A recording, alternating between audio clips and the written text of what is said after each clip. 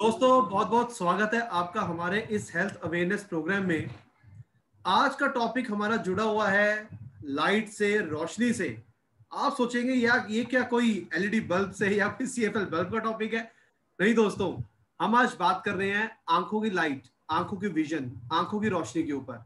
और आज हमारे बीच जाने माने आई स्पेशलिस्ट, लेजर स्पेशलिस्ट या कहूँ कि retina specialist doctor Sanjay Ojha ji मौजूद हैं। सर बहुत बहुत स्वागत है आपका हमारे इस programme. Thank you, thank you, thank you, sir, thank you.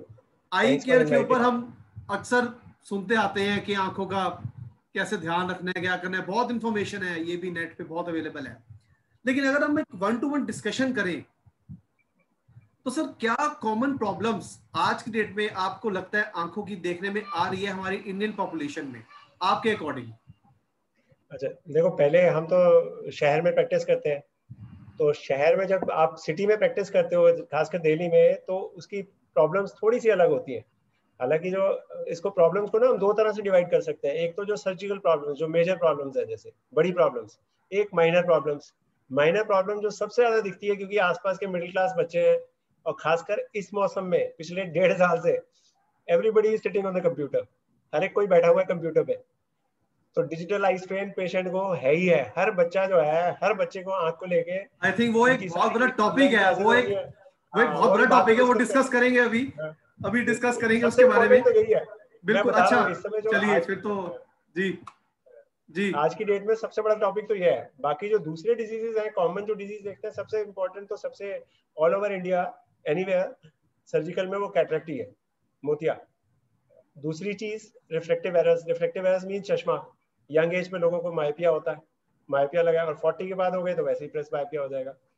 और जो अगर आप इंडिया का स्टैटिस्टिक्स देखोगे तो उसमें सबसे ज्यादा, सबसे ऊपर हमेशा कैटरेक्ट ही रहा है। सबसे ज्यादा केसेस जो भी हैं इंडिया में, जो ब्लाइंडनेस के जो कॉज गिनते हैं हम, जो प्राइम में सबसे ऊपर वो कैटरेक्ट है। दूसरे नंबर पे इंडिया में आता है कॉर्नियल ब्लाइंडनेस। कॉर्निया मीन हमारी जो पुतली होती है आंख की, सफेद, जिसके थ्रू हम देखते हैं। काली पुतली दिख रही है, काली पुतली आप समझ लो जैसे घड़ी है। घड़ी का एक, वॉच का एक डायल है। जो डायल डायल के ऊपर एक शीशा लगा हुआ है, घड़ी के ऊपर, उस शीशे को हम कॉर्निया बोलते हैं। ऐसे ही हमारे काले ब्लैक डायल के ऊपर एक शीशा है, कॉर्निया। उसकी जो सफेदी होती है वो एक बहुत इंपॉर्टेंट कारण है इंडिया में जो ब्लाइंडनेस का। और तीसरी चीज जो है, जो कॉमन डिजीजेस जो अब नई पैदा हो गई हैं सबसे ज्यादा, जो जो एडवांस, मतलब अपर मिडिल क्लास में, और वो शुरू हो गई है एज बढ़ने के साथ, वो है एज रिलेटेड मैकुलर डिजनरेशन, जो एज की बीमारी है, पर्दे की डिजनरेशन। और दूसरी diabetic. India being a capital of diabetes in the world, तो इसमें सबसे ज्यादा जो है डायबिटिक रेटिनोपैथी आ गई है। उसके अलावा और छोटी बीमारियां कई सारी हैं। हाँ जी। अभी जैसे आज की बात करें, आपने अभी एक टॉपिक उठाया था डिजिटल आई स्ट्रेन। तो चलिए आप के बारे में थोड़ा हमें बता दीजिए। आजकल बच्चे जो हैं बहुत स्क्रीन टाइम बढ़ चुका है, बच्चों का ही नहीं, हम हाँ सब जी, हाँ जी। वो अनअवॉइडेबल, बढ़ चुका है सबका। अनअवॉइडेबल। अभी तो आई पेरेंट्स, स्ट्रेन के बारे में ही आज थोड़ा सा हमें बताएं कि क्या नेसेसरी स्टेप्स लेने चाहिए पेरेंट्स को बच्चों के लिए, और बच्चों को भी क्या प्रिकॉशंस लेने चाहिए, ये कितना ओके, कॉमन है? ओके। देखो, पहले, इससे पहले तो हम पेरेंट्स को बोलते थे कि एक या दो घंटे ही बिठाओ कंप्यूटर पे। ठीक है, अब तो मजबूरी हो गई है। डेली तो बच्चों की क्लास होनी है। सारी क्लासेस जो है 6 आवर्स की तो क्लास ही हो रही है। जब एक बार बच्चे के हाथ में स्मार्टफोन पकड़ाना ही पड़ेगा। जब बच्चे के हाथ में एक बार स्मार्टफोन आ गया, तो उसके अंदर वो जब 6 घंटे के बाद जब क्लास खत्म हो जाएगी तो बैठ के कुछ ना कुछ देखेगा। मतलब कंप्यूटर और डिवाइस तो एक ऐसी चीज है, मोबाइल तो एक ऐसा डिवाइस है जिसमें 1 साल से लेके बच्चे के से लेके 90 साल तक के लिए हर एक के लिए कुछ ना कुछ है। तो हर समय तो कंप्यूटर पे बैठे रहते हैं। उसको हम बोलते हैं डिजिटल डिजिटल आई स्ट्रेन, या फिर हम पहले इसको ज्यादा बोलते थे कंप्यूटर विजन सिंड्रोम, सीबीएस करके बोलते थे। जी। अब इसमें 5-6 चीजें बस ध्यान रख लें। एक तो जितना हो सके, जितना जितना रिक्वायर्ड है उतना ही बैठे। आप ज्यादा बैठोगे, जितना जितना नेचुरली, क्योंकि अब बच्चा जो होता है, जितना हम नियर वर्क करते हैं ना, अब बड़ी सारी स्टडीज आ गई हैं सिंगापुर में, चाइना में, जापान में, इधर बड़ी सारी स्टडीज आ गई हैं अमेरिका की, जिसमें जो जितना नियर वर्क करता है उसको माइपिया होने के चांसेस उतने ही ज्यादा है। Oh my God. उसको माइपिया होने के चांसेस, ये प्रूवन हो गया। मतलब ये थियरी आ चुकी है। ये ओके। जब मल्टीपल स्टडीज है कम, तो मायोपिया उनको होने के चांसेस ज्यादा है। फैमिली हिस्ट्री तो रोल होता ही है, उसके अलावा जो एक्सेसिव नियर वर्क है। दूसरी चीज, जब आप नियर वर्क कर रहे हो तो आपकी आई की मसल्स हमेशा स्ट्रेन कर रही हैं। जो हम हमेशा जब देख रहे हैं तो नजदीक में देख रहे हैं, तो हमारी मसल्स को हर समय स्ट्रेन करना पड़ता है। तो इसके लिए सबसे जरूरी है, जो आप सब किताबों में, कंप्यूटर में पढ़ते हो, रूल ऑफ 20-20-20। Yes sir. ये सब जगह लिखा होता है। उसका मतलब ये होता है कि आप जब बैठो तो हर 20 मिनट के बाद 20 सेकंड का ब्रेक दो, और ब्रेक में क्या करना है, आपको 20 फुट दूर देखना है।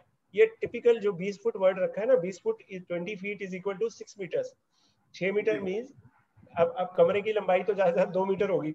अब बच्चे को हम सबको बोलते हैं कि 6 मीटर के बियॉन्ड देखो। 6 मीटर के अंदर अंदर जब भी हम देखते हैं तो हमारी मसल स्ट्रेन करती है। तो मतलब mathematically it is shown that if we are looking before 6 metre, 6 metre के अंदर अंदर अगर हम देख रहे हैं तो आप समझ लो उसके अंदर हमें 6 मीटर के अंदर अंदर देखते हुए हमें आई मसल्स को स्ट्रेन बहुत ही कम करना पड़ता है, बल्कि करना ही नहीं पड़ता। तो आप हर 20 मिनट के बाद 20 फुट की दूरी में देखो। कैसे देखोगे, दरवाजे के अंदर कहीं कहीं पे भी विंडो होनी चाहिए ताकि वो विंडो के बाहर देख सको। दूसरी चीज होती है एडिक्वेट ब्लिंकिंग। 12 कम से कम 12 या 13 बार ब्लिंक करे, 12 या 13 बार ब्लिंक करे, क्योंकि सरफेस जो है ड्राई हो जाती है, वो ड्राइनेस ना हो, ये भी आपको ध्यान रखना है। ओके। प्रॉपर पोस्चर होना चाहिए, प्रॉपर बैठे हैं तो थोड़ी देर नजर उससे हटाएं, बीच बीच में थोड़ा ब्रेक दें, वो सबसे जरूरी है। ओके। तो सर ये जो ड्राई आईज और ये जो रेडनेस है आईज, ये भी क्या सीवीएस से जुड़ा हुआ है? कंप्यूटर विजन ऐसा होता है, कोई भी नॉन स्पेसिफिक रेडनेस जो है ना, वो कंप्यूटर विजन स्ट्रेन की वजह से, कंप्यूटर विजन सिंड्रोम की वजह से भी आ सकती है। पर हम रेड आई या पिंक आई नहीं बोलते generally. It is not the important cause of that. उसमें आंखों में ज्यादातर ड्राइनेस होगी, इरिटेशन होगी। बट रेड आई जो हम बात करते हैं ना, रेड आई या पिंक आई, वो बेसिकली इन्फेक्शन वर्ड के लिए, इन्फेक्शन के लिए जनरली यूज करते हैं। But otherwise yes, patient eye strain जो होता है, कोई भी नॉन स्पेसिफिक आई स्ट्रेन हो, including digital eye strain, can cause some redness in the eye and discomfort. Sir एक आजकल चीज कॉमन देखने को आ रही है, जो नॉर्मली हम सुनते भी आ रहे हैं कि बच्चे जो हैं वो कंप्लेंट करते हैं कि कई बार हवा से भी आंखें बहुत ऐसे होती है कि हवा का प्रेशर भी बहुत लग रहा है कई बच्चों में। नहीं, ऐसा होता है। उसका उसका एक रीजन तो यही है, कंप्यूटर पे आप जब बैठे हो, जब मैं बोल रहा हूँ 12 बार कम से कम ब्लिंक करना है, किस लिए? क्योंकि हमारी आई की सरफेस जो होती है ना, आई की surface is always kept moist. ये आंख की सरफेस हमेशा गीली रहती है। हमारी आंख के ऊपर एक टीयर फिल्म होती है, वो टीयर फिल्म ब्रेक कर जाती है बीच बीच में। जब टीयर फिल्म ब्रेक करेगी ना, तो हमारी आई सेंसिटिव हो जाती है। उसको एक आई भी, उसको विंड या एयर भी हर्ट करेगी, और एयर जो टेंडेंसी होती है वो ऑपरेट करती है टीयर फिल्म को। तो अगर आपकी टीयर फिल्म प्रॉपर नहीं है या बहुत देर आंख खोल के बैठे हैं, तो टीयर फिल्म ब्रेक होने से हवा भी हर्ट करने लगती है, तो दैट कॉजेज अ प्रॉब्लम। तो सर उसका क्या, उसका सोल्यूशन क्या है फिर? उसका क्या सोल्यूशन? मतलब एक तो एडिक्वेट ब्लिंक करें और ल्यूब्रिकेंट डालें। अब कोई और डिजीज है तो इंडिविजुअल केस पे डिपेंड करता है। There are so many other causes also, but जो कॉमन कॉज यही है कि inadequate blinking and dry eye, these are the two most common causes. Okay sir, ये तो हो गया चलो डिजिटल आई स्ट्रेन के ऊपर। अगर हम जनरल बात करें एडवांसमेंट्स के ऊपर, आज आंखों की जो हम सर्जरीज की अगर बात करें, तो सर क्या आपको लगता है कि एडवांसमेंट्स हो गई है जो पहले नहीं थी? आज बहुत एडवांसमेंट्स हो गई है टेक्नोलॉजीज में, और आने वाले टाइम में इससे भी ज्यादा हो सकती है। तो क्या ऐसा लेटेस्ट आप अपनी प्रैक्टिस में भी देखते हैं और करते हैं? ऐसा है, जब मैंने पास करी थी ना, आज से 30-25 साल पहले जब मैंने एमडी पास करी थी, तब से लेके अब तक टोटल चेंज हो गया।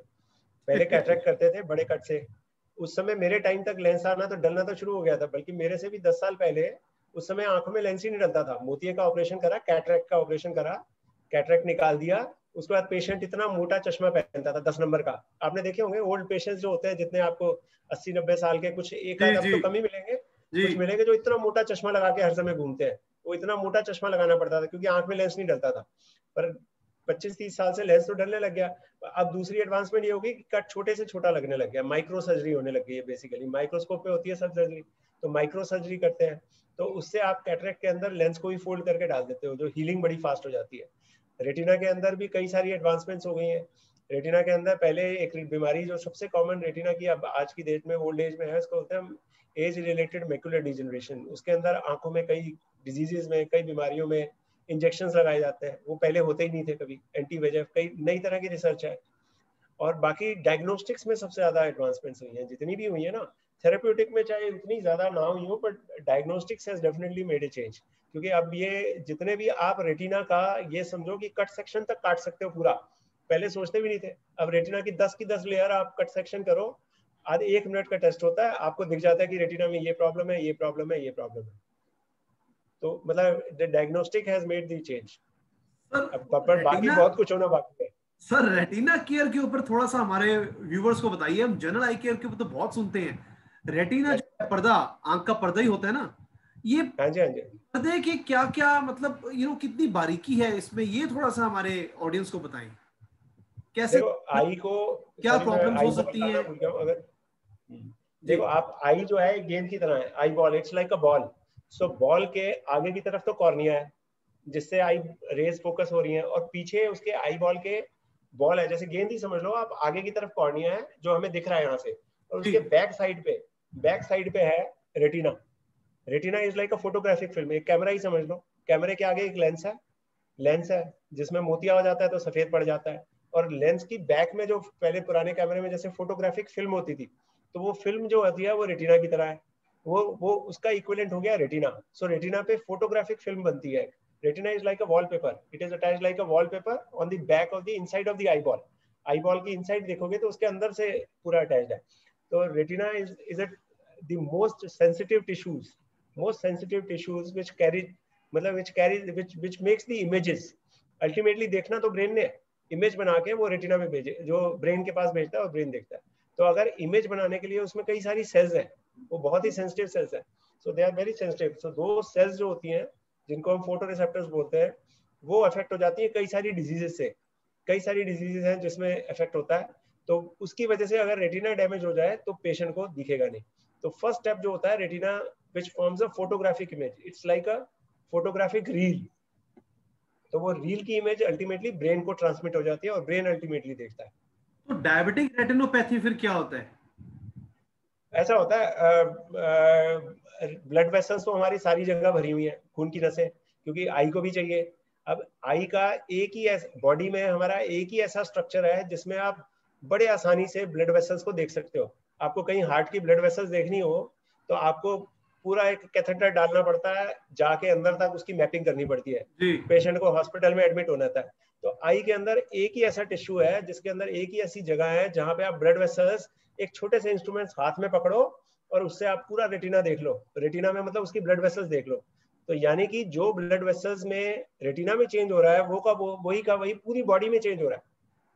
मतलब जो चेंजेस उस ब्लड वेसल के अंदर आ रहे हैं, जो रेटिना में आप डायरेक्ट एक छोटे से इंस्ट्रूमेंट से देख पा रहे हो, दैट गेट्स, मतलब it is projected on to the whole of the body.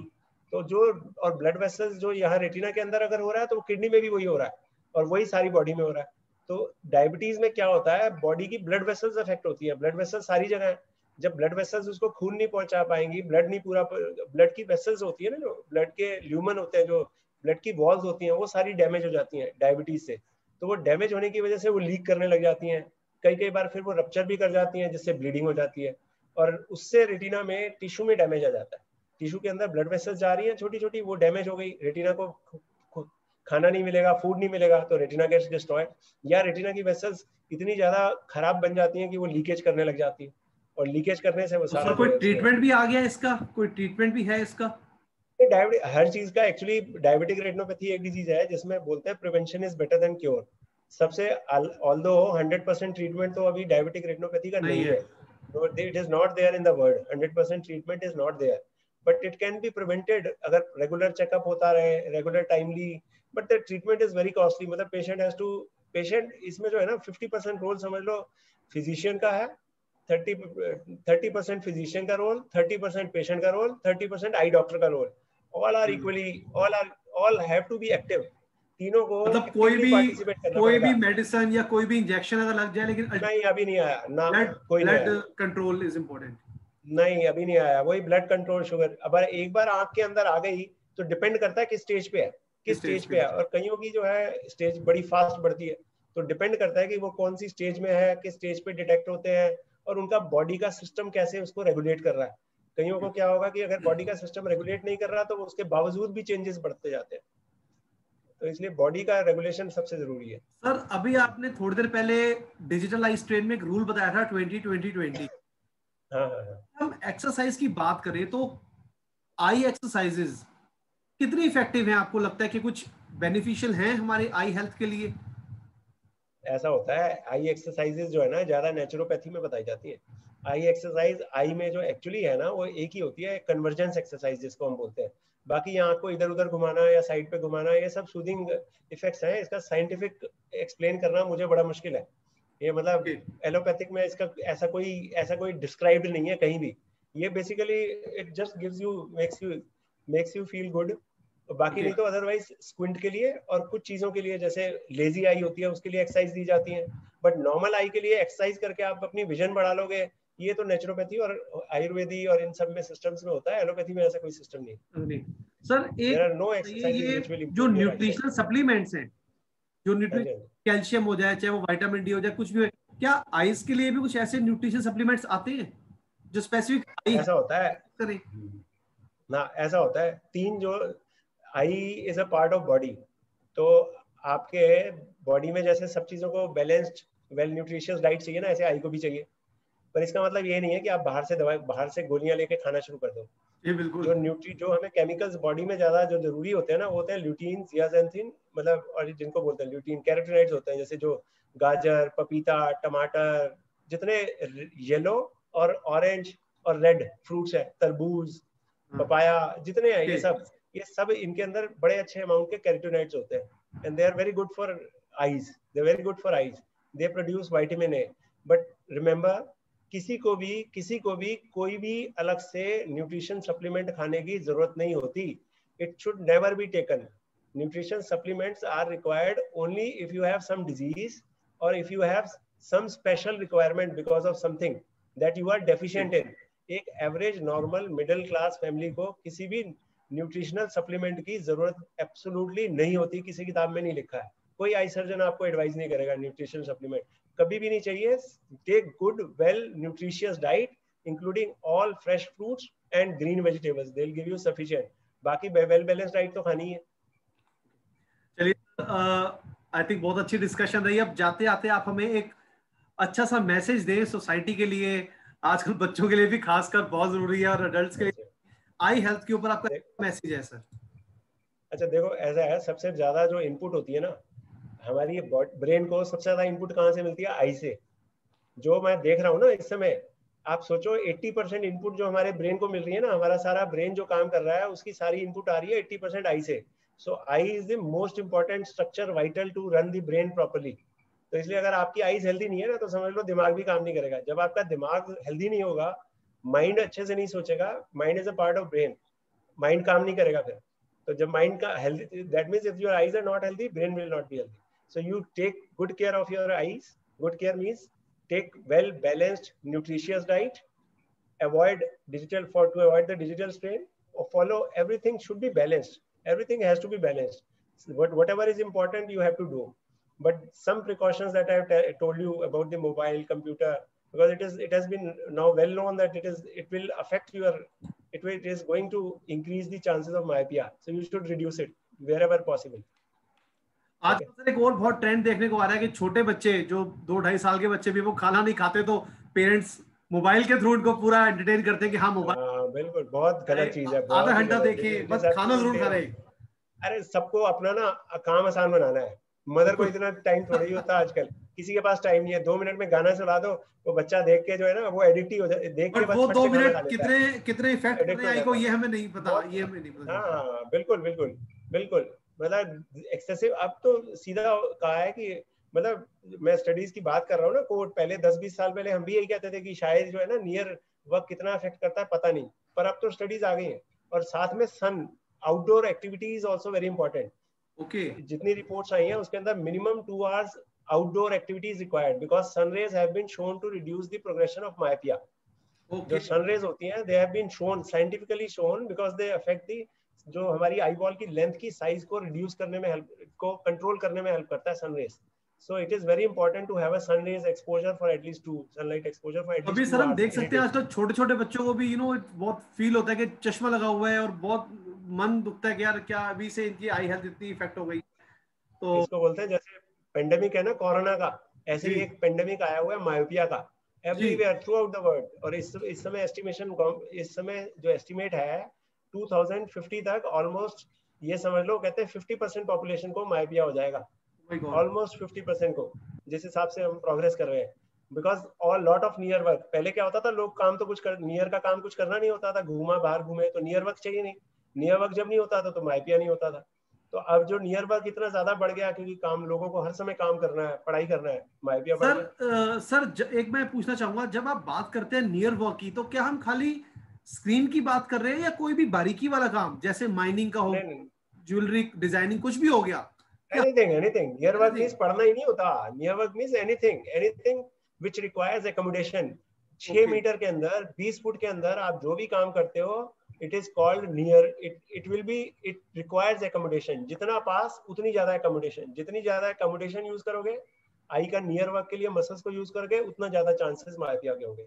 तो बिल्कुल पास का वर्क जो है 1 फुट का काम है, that is more likely to cause the problem. चलिए, thank you so much doctor साहब, थैंक यू जी, रही आपके थैंक यू, साथ। और दोस्तों, मोस्ट उम्मीद करते वेलकम। हैं आपको हमारा ये प्रोग्राम बहुत पसंद आया होगा। किसी भी तरह का आपका हेल्थ इशू हो, आपका या आपके बच्चों से रिलेटेड हेल्थ इशू हो, प्लीज उसे इग्नोर ना करें। आज ही अपने आई स्पेशलिस्ट को या जिस भी फिजिशियन को, डॉक्टर को आप टच में हैं, उनको जरूर मिलें और ट्राई करें कि जो टिप्स डॉक्टर साहब ने हमें दिए हैं, हम कुछ कुछ उसे फॉलो करें। जैसे अच्छी डाइट लें, आई स्ट्रेन अपना कम करें, 20-20-20 का रूल अपनाएं, और एक फ्रेश नेचुरल एयर में हम उसको अपनी आईज को भी यूज करें, सनरेज का भी पूरा भरपूर लाभ उठाएं। तो डॉक्टर साहब, हम उम्मीद करते हैं आगे भी हम आपके साथ कुछ ना कुछ स्पेसिफिक टॉपिक्स पे डिस्कस करेंगे। जैसे आपने कैटरेक्ट की बात करी, आपने ग्लूकोमा की बात करी, हम चाहते हैं हम कुछ स्पेसिफिक वीडियोस आपके साथ अवेयरनेस प्रोग्राम बनाएं। तो ठीक है जी, जरूर। आज का सेशन मोस्ट बहुत वेलकम। अच्छा रहा sir. Thank you so much for your thank you, time and thank you, valuable thank suggestions, you. And we hope to see more further videos with you. तो दोस्तों, स्टे फिट, स्टे हेल्दी, भगवान आप सभी को स्वस्थ रखे और व्यस्त रखे। Thank you sir. Good bye, thank you.